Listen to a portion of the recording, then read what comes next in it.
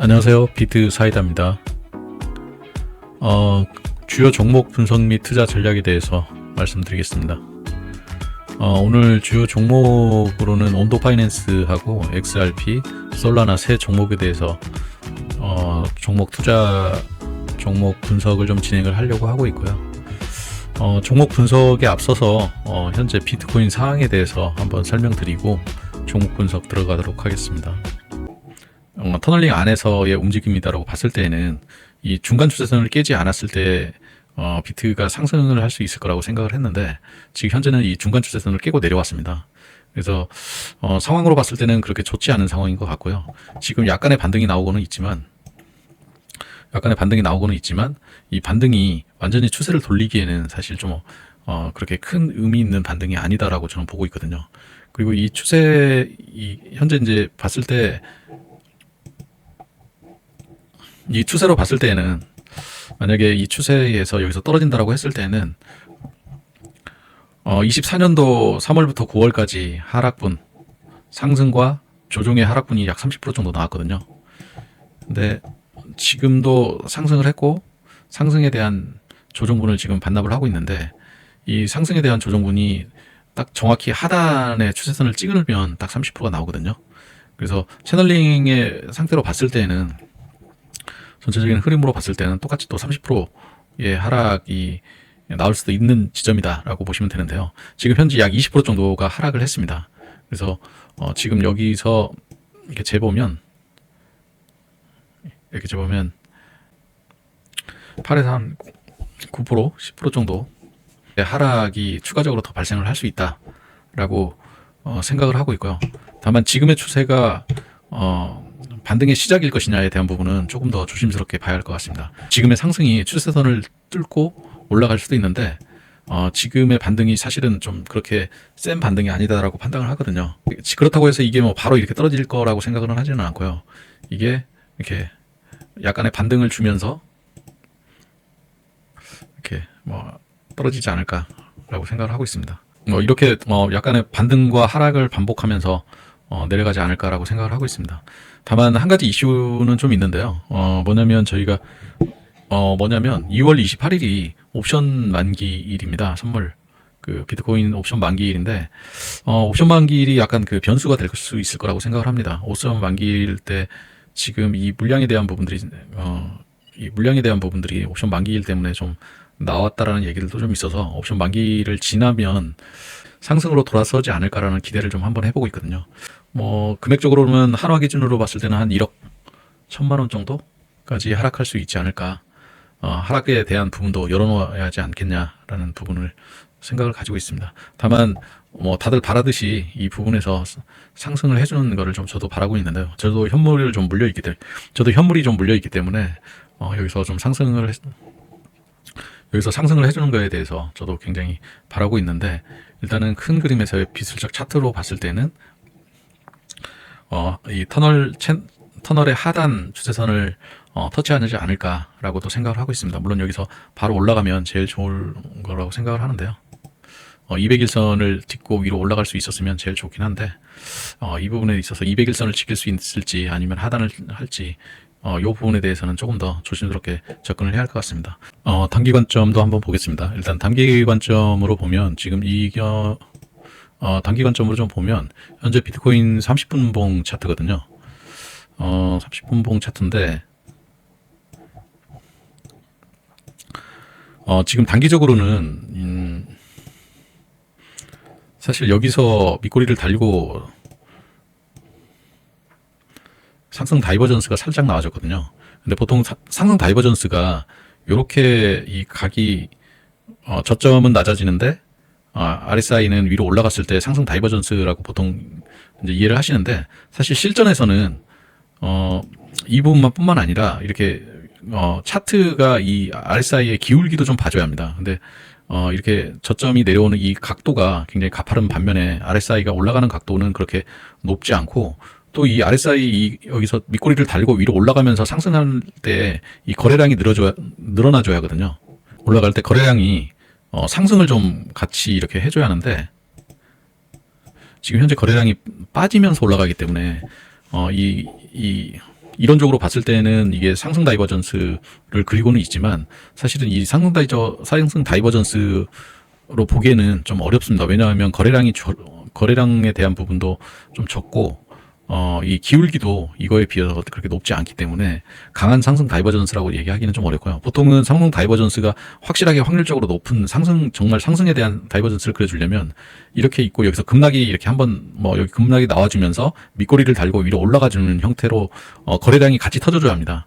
그러면서 이 거래량을 받쳐주면서 이렇게 강하게 올라가야 하는데 지금 같은 경우는 저점에 대한 기울기는 굉장히 가파른 반면에 RSI에 대한 부분 이렇게 상승의 각도가 그렇게 높지 않으면서 다만 그 옵션 만기일이 끝나고 바로 이제 주말이거든요. 주말에는 제가 생각했을 때는 알트의 단기 반등이 좀 있지 않을까라는 생각은 좀 하고 있습니다. 네, 그래서 다시 돌아와서 종목 분석에 대한 부분으로 좀 진행을 하겠습니다. 먼저 오늘 그 말씀드릴 게 온도 파이낸스하고 XRP하고 솔라나인데요. 먼저 온도 파이낸스 먼저 주요 종목에 대해서 같이 보도록 하겠습니다.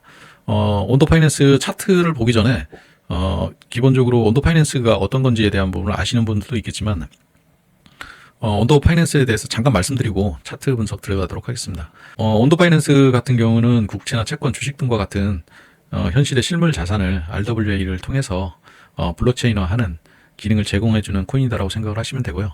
RWA는 기존 영상을 보시면 알겠지만 제가 한번 설명드렸지만 우리가 그 현실에 있는 그 자산들을 쪼개서 소액 투자자들도 투자할 수 있게끔 만드는 어떤 지분 투자와 같은 쪼개기 투자와 같은 형태를 제공하는 서비스다라고 제가 그냥 아주 간단하게 설명드렸습니다. 사실은 이것저것 따지면 굉장히 복잡할 수 있는데 일단은 그 정도로만 이해하시고 보셔도 되고요. 정확히 RWA를 정확히 알지 않아도 여러분들이 코인 투자하는 데는 정확히 그렇게 어렵진 않습니다. 다만 이 코인이 어디에 사용되고 어떤 역할을 하는지에 대한 부분들은 알고 계셔야 할 것 같아서 이렇게 정리를 했고요. 시가총액과 관련해서는 총 발행 한도가 100억 개의 온도 100억 개로 한정되어 있습니다. 그리고 현재는 시가총액이 4.5조로 그렇게 크지 않은 부분입니다. 그래서 제가 봤을 때는 지금 시가총액이 4.5조로 다른 코인들에 비해서 그렇게 높지 않은 거는 사실은 저평가돼 있다라고 저는 생각을 합니다. 온도 파이낸스 기능과 온도 파이낸스 자체의 어떤 역할이라든지 앞으로의 그 행보라든지 이런 걸 봤을 때에는 시가총액이 지금보다는 몇 배 이상 더 높아져야 하지 않냐라고 개인적으로 생각을 있어서 굉장히 앞으로의 미래에 대해서 미래 가치에 대해서 굉장히 긍정적으로 보고 있다라고 보시면 될 것 같고요. 온도 파이낸스 관련해서 최근 기사 난 거에 대해서 조금 정리를 해봤습니다. 그래서 오늘 날짜에 그 온도 파이낸스 오늘도 그 기사가 하나 있었고요. 오늘 온도 파이낸스와 관련해서 마스터카드가 최초로 RWA 토큰화를 하는데 이 온도 파이낸스와 첫 파트너십을 맺었습니다. 이 마스터카드는 여러분이 잘 아시는 비자 마스터카드 그 마스터카드가 맞고요. 이 마스터카드가 온도랑 RWA 토큰화를 최초로 파트너십을 맺었고요. 이 맺음으로 통해서 마스터카드는 그 국채에 대한 부분을 사고 팔 수 있게끔 할 때 온도의 기술을 이용해서 아마 접근하려고 하고 있는 것 같습니다. 기사 내용은. 여튼 온도가 시장에 굉장히 역할을 하고 있다. 최초로 마스터카드와 RW 토큰화 파트너십을 맺었다라는 부분으로 보시면 될 것 같고요. 블랙록은 여러분 잘 아시는 엄청난 그 투자 회사죠. 블랙록이나 페이팔, 윌링턴 같은 그 엄청 큰 기업들이 이미 온도 파이낸스와는 파트너십을 맺고 있고요. 1월 16일자 기사를 보시면은 이 부분에 대해서 확인할 수가 있습니다. 그리고 1월 16일도 나왔고 오늘 날짜에도 나왔는데 바이낸스 글로벌 거래소 중에 가장 큰 글로벌 거래소가 온도 파이낸스에 대해서 대규모 보유를 하고 있다라는 부분과 또 국내에서 가장 큰 업비트 역시도 대규모로 보유를 하고 있다라는 기사도 있습니다. 이 대규모로 보유를 하고 있다라는 의미는 제가 굳이 설명을 드리지 않아도 글로벌 회사와 글로벌 회사 및 국내 회사의 1위 업체들이 대규모로 보유하고 있다는 것은 온도에 대해서 어떻게 생각하고 있는 건지에 대해서는 굳이 말씀 안 드려도 아실 거라고 생각을 합니다. 월드 리버트 파이낸셜 프로젝트와 관련해서는 그 영상을 제가 한번 만들어서 저번 주에 한번 올려드렸기 때문에 이 부분에 대해서 한번 안 보신 분들은 한번 제 영상을 보시면 좋을 것 같고요. 월드 리버트 파이낸셜 프로젝트는 트럼프 일가가 추진하는 프로젝트입니다. 그래서 이 안에는 여러 가지 관련 코인들이 존재를 합니다. 그 코인들에 대해서는 여러분들이 트럼프 임기 동안에는 그래도 유심히 봐야 하는 부분이라고 제가 말씀을 드렸고요. 그 안에 온도 파이낸스도 RW 역할에 있어서 프로젝트에 참여되어 있다라고 보시면 될 것 같고요. 그리고 요거는 이제 공통 사항인데요. 그냥 제가 써놨습니다. 이게 온도와 해당되는 건 아니고, 비트코인이 2월 28일 날 옵션 만기일입니다. 그래서 50억 달러 규모로 옵션 만기일이기 때문에 제가 비트코인 앞에서 설명드릴 때 기술적 차트로 봤을 때는 그 채널의 하단을 터치할 거라고 제가 말씀을 드렸고요. 중간 추세선을 뚫었기 때문에 다만 일시적으로 반등이 좀 나올 수 있다라고 보는 거는 아니면 지금의 하락에 대한 여파가 2월 28일 날 옵션 만기일 때문에 하락의 여파가 있지 않았었나라고 생각을 하고요. 이게 2월 28일이 지나면 제가 봤을 때는 상승의 단기 반등이 좀 있지 않을까라고 생각을 하고 있습니다. 그래서 이 부분은 시장의 변동성에 대한 부분을 좀 주목을 해야 하는 거 해볼 필요가 있다라고 여러분이 이해하시면 될 것 같습니다. 그리고 요 뭐 현재가와 요 부분에 대해서는 저희가 차트를 보면서 설명을 드리고 여기다 다시 적도록 하겠습니다. 온도 파이낸스 같은 경우는 지금 이 봤을 때 저항을 2번 맞고 지금 지지에 대한 부분을 한번 하고 지금 추세선의 하단을 지금 찍으러 가고 있는 상태건데요. 여기 살짝 밑꼬리를 달았습니다. 여기 하단에 대해서. 그래서 이 상태에서 약간 하단을 다시 찍을지 아니면 찍고 올라갈지에 대한 부분들이 좀 애매하긴 한데 결국에는 하단을 찍고 이렇게 올라가는 형태로 나오지 않을까, 이렇게 올라가지 않을까 이렇게 생각을 하고 있습니다. 예상을 하고 있습니다. 그래서 온도 같은 경우는 1차 목표가 1,800원 정도가 1차 목표가 되지 않을까라고 생각을 하고 있고요. 다만 여기서 바로 올라가지는 못할 거고 하락을 했다가 이렇게 아마 올라갈 가능성이 좀 있습니다. 그래서 왜냐하면 여기에 지금 매물대가 상당히 많기 때문에 이 매물을 소화하고 올라가는 경우가 있기 때문에 제가 봤을 때는 이렇게 올라갔을 때는 약 2,100원이겠네. 그 다음으로는 2,100원까지는 가지 않을까라고 생각을 합니다. 물론 이제 최고점 3,000원에 대한 부분은 저는 중장기적으로 봤을 때는 갈 거라고 생각을 합니다. 원도라는 코인에 대해서는 굉장히 현재 가격이 저평가돼 있다라고 생각을 하기 때문에 갈 수 있을 거라고 생각을 하고요.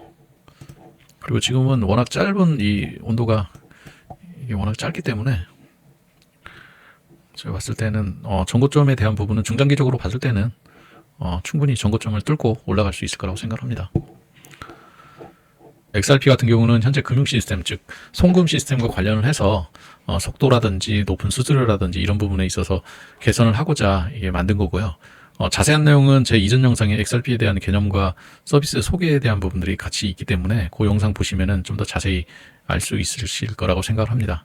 그리고 현재 그 XRP는 RLUSD라는 그 스테이블 코인을 발행을 했고 뉴욕주 금융서비스국으로부터 승인을 작년 12월에 받았기 때문에 이 스테이블 코인과 관련해서 앞서 설명드린 그 온도 파이낸스가 같이 하고 있는 월드 리버티 파이낸셜 안에 아마 참여를 해서 아마 스테이블 코인에 대한 그 역할을 맡지 않을까라고 생각을 개인적으로는 하고 있습니다.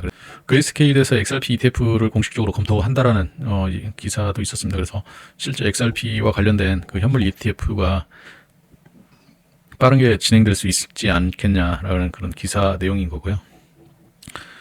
그리고 2월 20일 날 브라질에서 세계 최초로 XRP 현물 ETF를 승인을 이미 했습니다. 그래서 미국에서는 그레이스케일이 지금 XRP ETF를 공식적으로 검토를 시작했다고 20일 날 났는데, 공교롭게도 2월 20일 날 브라질에서는 이미 그 XRP를 현물 ETF를 하겠다라고 이미 승인을 세계 최초로 냈기 때문에 아마도 서로 간의 연관이 있지 않을까라고 생각합니다. 브라질이 현물 ETF를 승인을 했고 그레이스케일도 지금 공식적으로 같은 날 검토를 하겠다라는 그 기사 난 걸 보면 곧 XRP가 현물 ETF가 승인이 나지 않을까라고 기대를 해봅니다.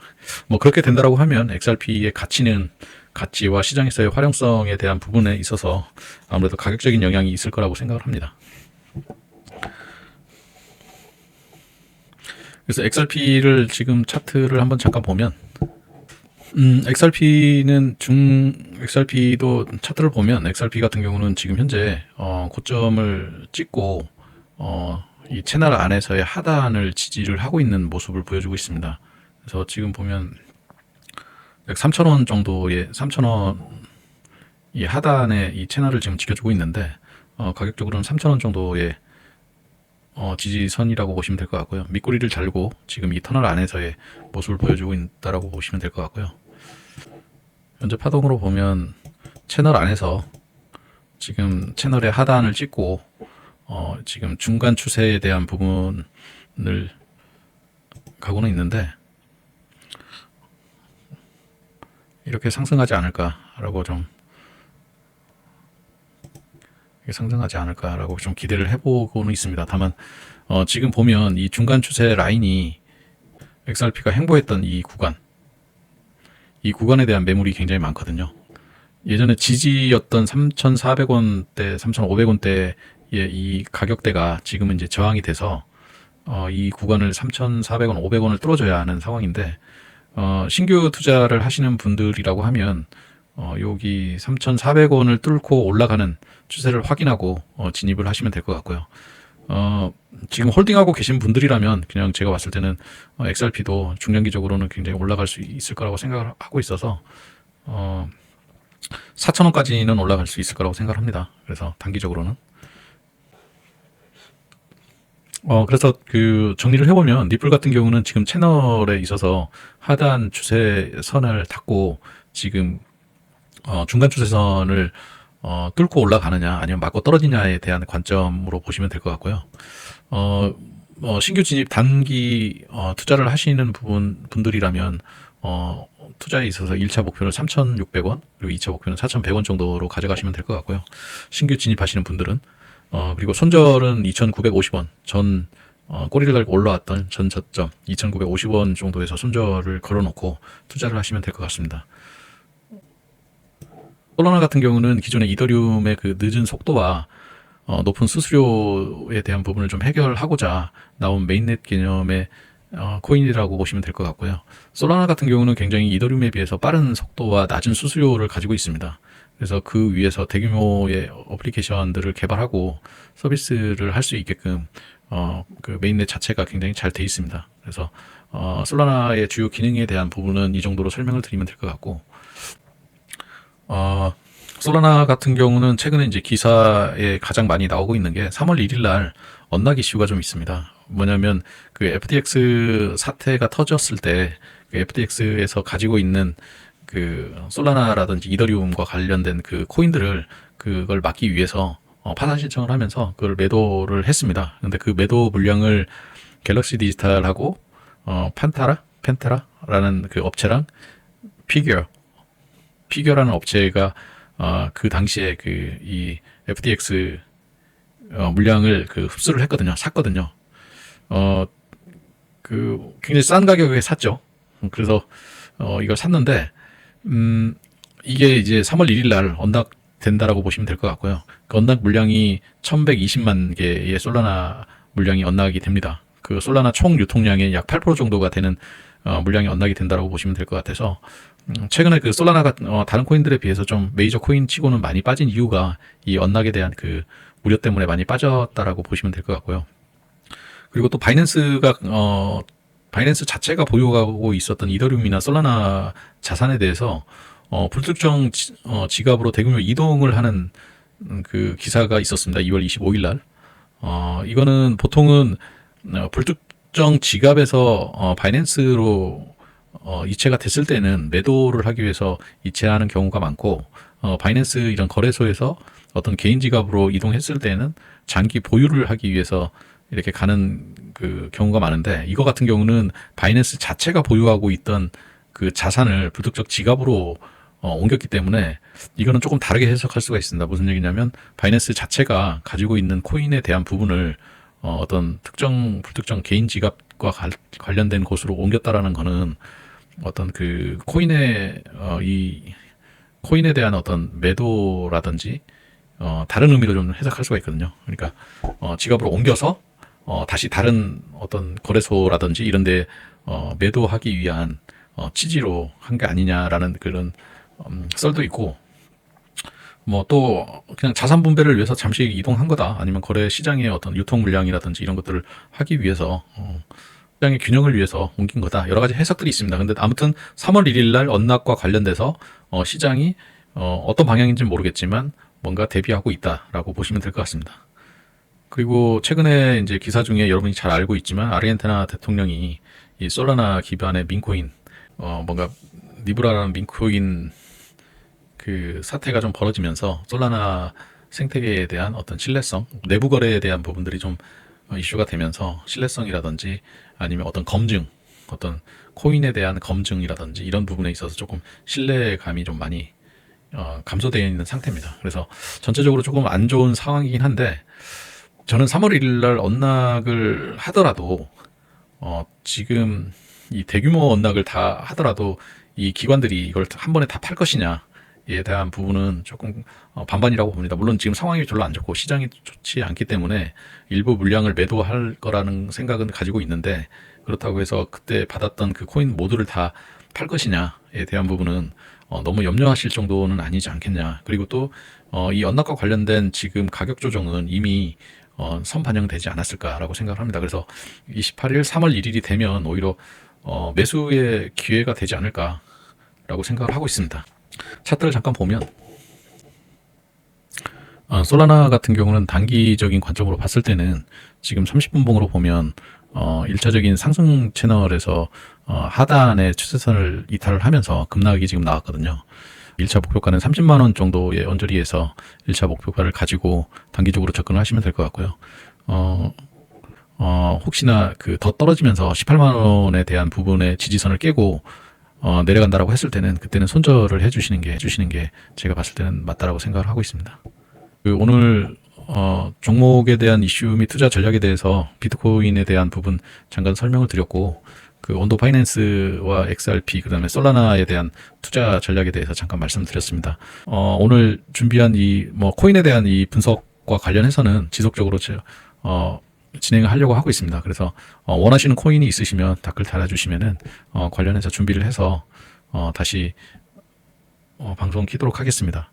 오늘 내용이 좀 도움이 되셨다고 하면 구독과 좋아요 좀 부탁드리겠습니다. 네, 오늘 영상 여기까지 하겠습니다. 감사합니다.